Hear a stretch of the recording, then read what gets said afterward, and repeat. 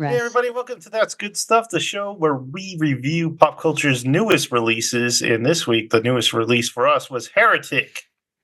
It's directed by Scott Beck and Ryan Woods, who they also wrote it.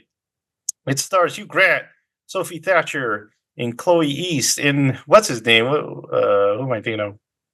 Eddie Brock's in there. Topher Grace. Topher Grace. Yeah, he shows up. Eddie Brock of all characters he plays. That's what I know him. So Heretic, it is about some young Mormon missionaries, two girls, doing the missionary thing, talking about what young ladies talk about, I guess, even if they are Mormons.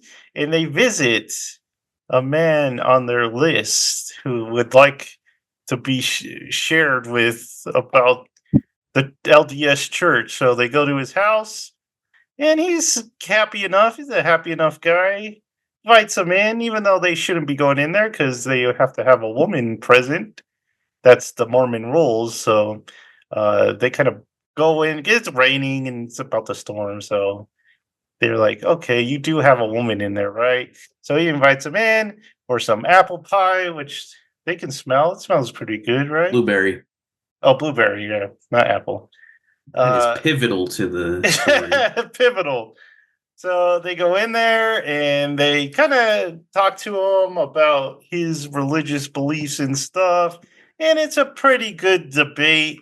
But then he's like, I got to go for a minute. And they kind of get scared because there's a weird lighting mechanism to this house that turns off the lights every few, like a couple half hours or something. And then they start getting an itchy, scary feeling like we shouldn't be here because they keep asking for the wife, but she never shows up. And where is that wife? Things start to take a turn when they discover the candle is actually blueberry scented. So there was no pie, or was there? So we'll get to that later. But so the movie takes a dark turn, and they find out that they have been trapped into this house with this guy who wants to debate their, their philosophical. He wants to have a philosophical debate with these people and test their belief in God by trying to shake their belief by something he has discovered or.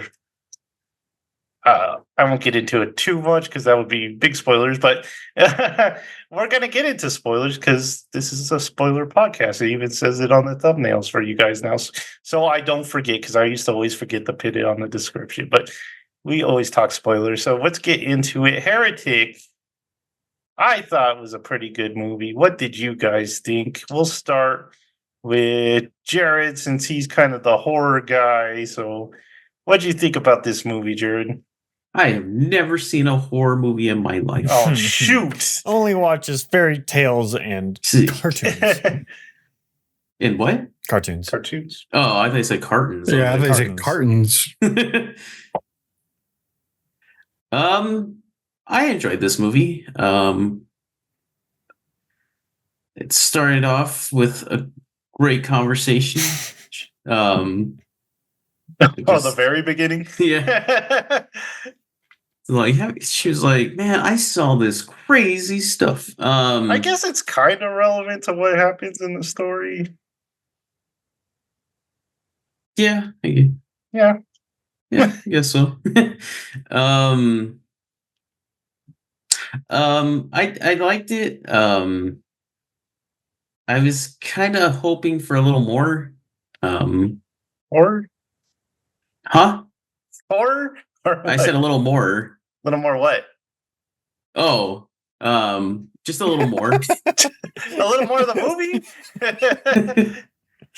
It's like, who's on first over here? The Like, connection just got so frazzled between you two for a second. Oh, really? No, yeah. just anyway.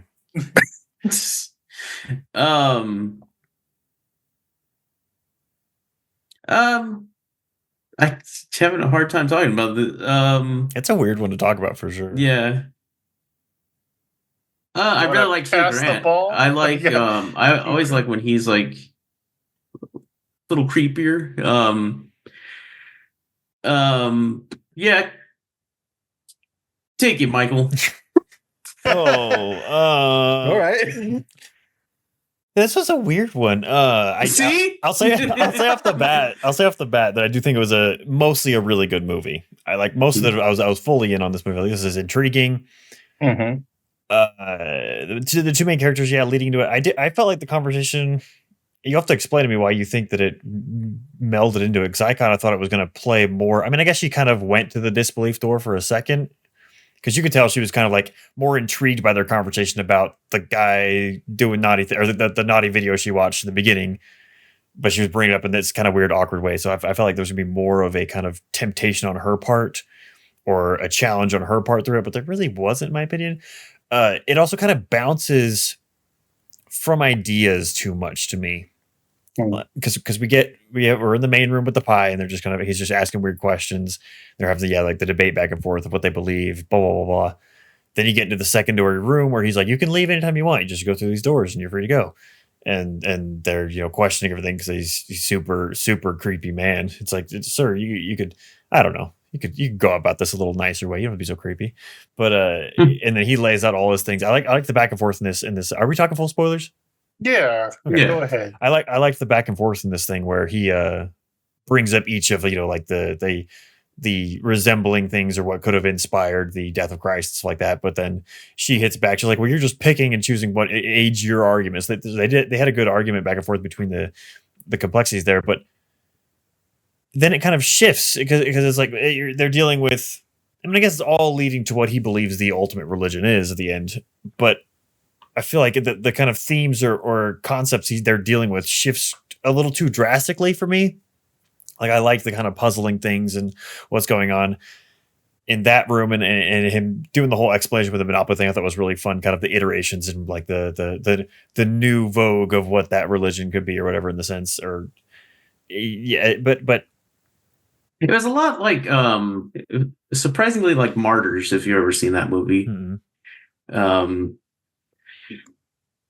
it's just, two girls go in. One girl comes out. One girl comes out. There you go. I did like how it was like it started off just like, what do you believe? And it's he's like, and then I like how man, I'm having a hard time talking. Go ahead, Michael. yeah. So, So go ahead. What I was getting with the beginning was not so much the naughty movie part, was with the like what they were talking about with like the condoms and how they were saying they were going Magnum with, like, condoms are the same size. They were talking about like marketing and stuff like that. So I guess that has to do with the control that he's talking about at the very end of the movie.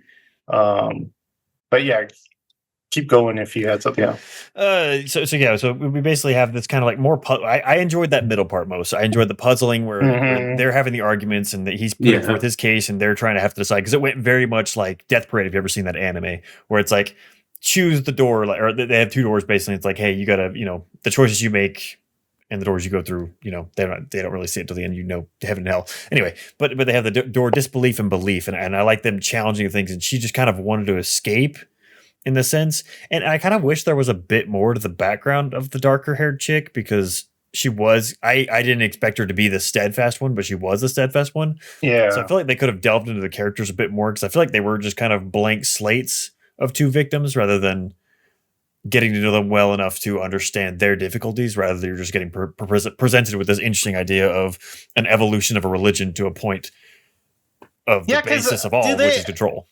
Like you said, she seems more strong in her belief, but did they ever say why? Because they tell us kind of her backstory, and she got reasons not to be a believer, but it doesn't really explain why she is. Okay, so I was going to go into my thoughts here. So I liked probably 2/3 to half of this movie. I liked the setup. I loved Hugh Grant's Monopoly landlord and what was the crazy one? The other Monopoly. The Bob Ross one? The feature. Oh, there were like two more because there was the original, the Monopoly, the electronic one, and then the Bob Ross one. The Bob, yeah, Bob Ross. the That's the Mormon. the cookie spinoff, yeah. Yeah. So I loved pretty much the whole setup for this. I even think that the reason why the dark-haired girl is has more conviction than the conservative-looking girl, I think it's because she's a convert and the other one grew up in the church. So there's a bit more. One actually went into like actually believing it, and the other one was raised it. So there's a bit of a imbalance of who's willing to believe with what. And she the dark haired girl obviously had to study more because she was converted from it and convinced herself that this is the right path. And the other one was, basically raised that way. But all that kind of fell off for me after they went down into the basement. I thought there was going to be more to the basement, especially since this whole thing was like, I thought it was going to be like a maze or something, but it was just a basement with. That's about it, really. There's a sub basement too. That is true, but even the sub basement doesn't do much. It just leads right back to the stairwell. There was no like, oh, my wife built this house. I'm just like, okay. And even when they're like Mrs. So and so, when they first saw the prophet or whatever, but I mean, it's just the ending was kind of like the letdown for me because there wasn't an answer or whatever. But I mean, I know that's probably part of the story, but it just wasn't handled very well for me. And the whole, because I wanted there to be like not an answer, but just like something deeper and darker. Yeah, I think that was kind of cool. Because like when the first prophet or whatever, he's like, I discovered something a lot older and a lot scarier than the religions that you're hawking at me, that you're trying to sell me. I was like, that's kind of an interesting concept, but then it just turned out to be a scam. I'm like, okay, cool. I guess that's just how the religion is a scam or thing. But I'm just like, they had something there for a bit, but I was telling Michael and Jared when I think they wrote themselves into a corner and didn't know how to write themselves out. So it just kind of fell apart in the third act. I was just like, okay. And I didn't really get how, because there's this one part where, and again, spoilers, where the dark hair girl's confronting Hugh Grant in the basement about, belief, but, she's winning the argument. So his solution is to cut her throat. I was just like, okay, cool, I guess. But that didn't really solve anything because she still got up later and smacked him in the head with the board with the 3 nails in the end. So I'm like, okay, that didn't solve anything. I mean, I'm sure that solved it. It solved it definitely, but it just didn't bring anything to close. I was just like, okay, well, good luck getting out now. So I did, however, like that the conservative looking girl figured out how to get out by that little model she looked at for the airways. I was like, oh, that's pretty smart.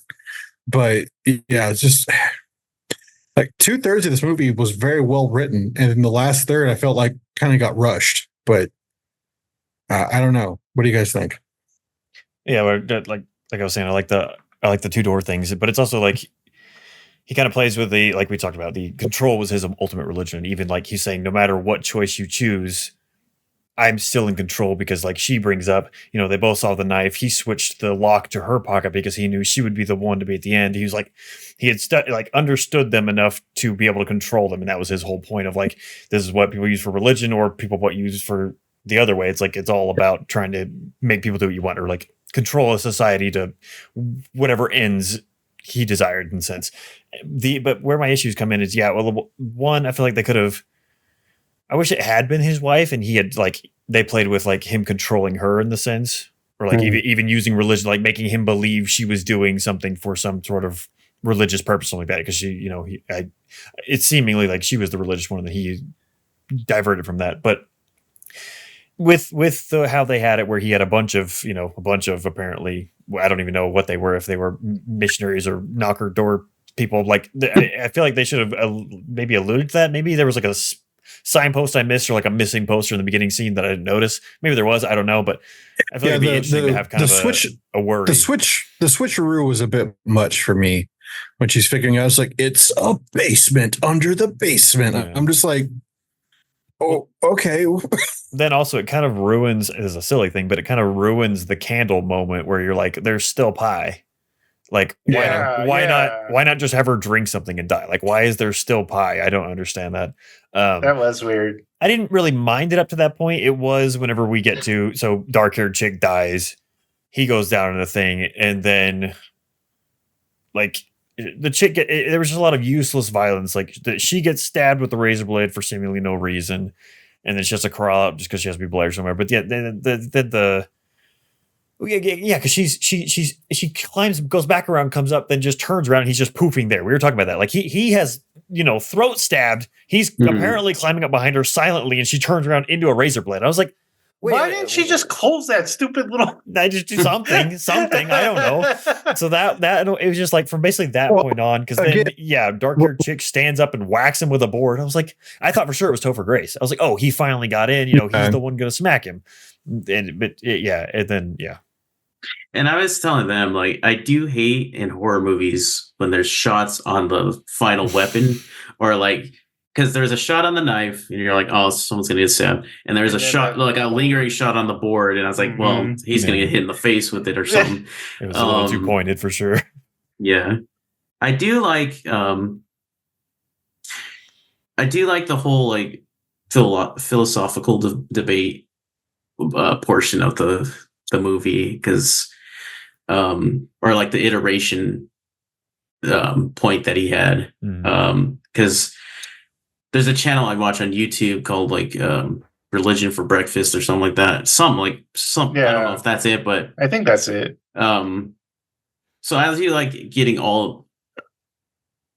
like studying like all the religions, because there is like, they wrote it badly, but there is like always like an underlying thing to all religions that like you want to better yourself. The whole point is like bettering yourself in each religion. And I do like them hitting at that, but they kind of described it wrong, because even she's like, I did like when she kind of called him his BS. She's like, that guy's got a bird head.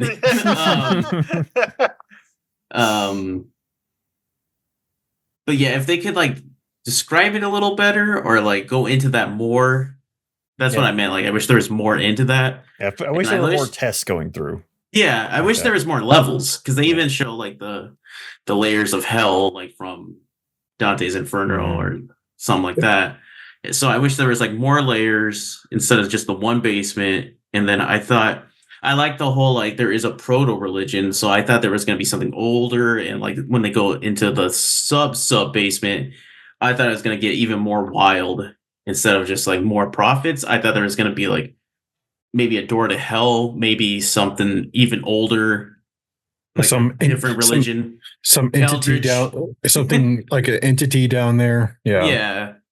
Just like a doorway into something more, instead of just like, because I feel like it was more of a cop out. Like he was kind of like off, instead of him finding like an old religion or something like that. That's some of my biggest problem with A24 is that they have a great setup. I mean, I know a lot of horror movies in general, but like, especially with A24, like they have these really interesting setup concepts, and then turns out it was man all along. Yeah. I'm like, that's such a cliche nowadays that it's just not inventive anymore. Like, have there be a boogeyman, like that would be awesome. I mean, it actually makes it more intriguing. Like, hey, guess what? Maybe there is something out there. That's my whole argument too. Is like, in like modern media, is like, oh, the bad guy has a backstory. He got bullied in school back in the day. That's what started all this. Yeah. Sometimes I just want like a force or like an evil as the bad guy, instead of like, that guy got bullied back in the day. Or you don't want to sympathize with him. That's one thing about Stephen King's writing that I appreciate. The bullies are just bullies. They're just like, they don't even have to have like a good home or bad home. sometimes they're just dicks. Yeah, I don't think I would mind if they just kind of stay with if they didn't go supernatural. But it just wasn't satisfying. Like Thomas said, the ending didn't have a really satisfying ending. Because it does kind of like with the girl getting up, because she should have been dead. She lost. I mean, he was poking around He her was veins. digging around her arm, man. It was like, what the heck? So she should Yeah. have. So that could have been like this more supernatural element. That was the to it. miracle. Yeah, So that's kind of what I was thinking of. Like when she came back, I thought that was going to be like, oh, maybe he was onto something. Like Mhm. she came back, but no, it just one last little gasp of air and smacked him in the head with a board with nails. Yeah, and then the very end where she's got the butterfly. She talks about that in the beginning, but I don't remember what she was talking about. Do you guys? So she talked about coming back as a butterfly and then landing directly on the thumb, like not the finger. hand, but the finger, to let her loved ones know specifically that was her. Yeah. Okay, because I couldn't remember what she said about butterflies, but Although that when makes the sense. butterfly landed, it didn't land on the finger; it landed like on the knuckle. And Yeah. then two, she blinked and it was gone. I'm They like, disappeared. Yeah, Yeah. is that real? I think they And were that just, was the. Go ahead. I think they were just trying to make you wonder what was happening on purpose. Like they didn't want to be too overt with it. I feel like in the middle, like towards the end, they wanted to put more philosophical stuff. They didn't want to stop like where they did, like the whole like, oh, this is a simulation. Yeah, And that they want to put more like religions and beliefs in there at the middle instead of getting it all at the first part. And I was like, oh man, they really had like something in the beginning, yeah, but they didn't know how to get to it. yeah. Yeah, I thought that was going to It's be really interesting if it had stuck with the simulation. Yeah. Because I was like, how are you going to tie that in and make me believe it? Because like if he was like saying he was controlling them, it would be, like the program, he can read it basically would be my idea that I was getting into. But I wouldn't have wanted because I thought we were going to some sort of like Satanist religion at the end, and I was like, okay, this is a little too much. We're going into Rosemary's Baby for me, which I get why you would want like a more interesting, intriguing thing rather than just, hey, I'm going to stab you, then I'm leaving. Mhm. But I was down for the kind of like simulation-ish like religion going in there, but they kind of just kind of left that off, and we're like, okay, never mind, we're not going to touch that. Yeah, I think all four of us just wanted something different from that ending. Because like his whole thing about control, whenever you write a character who like has control over, so it's tricky because you got to make it believable. I don't know if it's too believable in this one, just because like he knew about her getting the pants and it's like, how does he have cameras up or something? Like how did he do that? So that just makes you wonder. And then she's like calls him out on his like, something happened that you weren't expecting and you kind of lost control, so you go into this simulation theory because you had to make something up on the spot, and it did sound kind of weak. So Yeah, that was another like Thomas mentioned that really bugged me, was like the whole switcheroo, the whole like other prophet. Like it felt so random, like, oh, it was there was another one, and instead of like it felt like a detective movie at the end. Yeah, I was about to say, she explaining becomes like Sherlock Holmes for a minute. I'm just like, what? or like that parole movie we watched. Mm. Was it last year? But yeah. So like you guys, the ending is probably the weakest point. I did like the performances. Like Jared says, Hugh Grant's really good. Dude, the lead up is great because it's just the like. Yeah, I love the part. Breadcrumbs a lot because it's like, oh, I found the first religion. You're like, oh man, I can't wait to see what that is. And then it goes to the humanism thing, which I always hate. But but yeah, like that first part where they're debating him in the house, I love that. And then he like pulls out the Book of Mormon, it's got all these notes in it and stuff. And like, oh dang, the Mormons like worst nightmares. So, like, but yeah, performance guy. I like the music. The music was good in there. The Radiohead and the older stuff. Hollies. But yeah, the Hollies.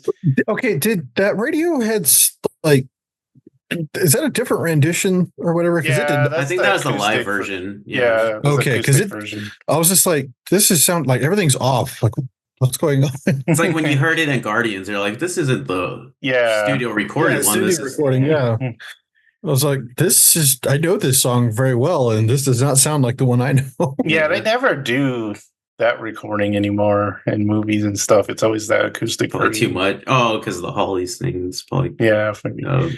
legal reason. But yeah, good setup. Just I don't even know how they could have stuck the landing. It's hard, and it didn't For seem me, like it would have had to been like a doorway to like hell, or like they found an eldritch being, or like they found the first religion or something like that. But for me, something like miraculous would have had to truly happen more than her just like getting up. But yeah, that's tough because you have to know your religion. Didn't seem. I doubt those writers knew their religion that much, but it was.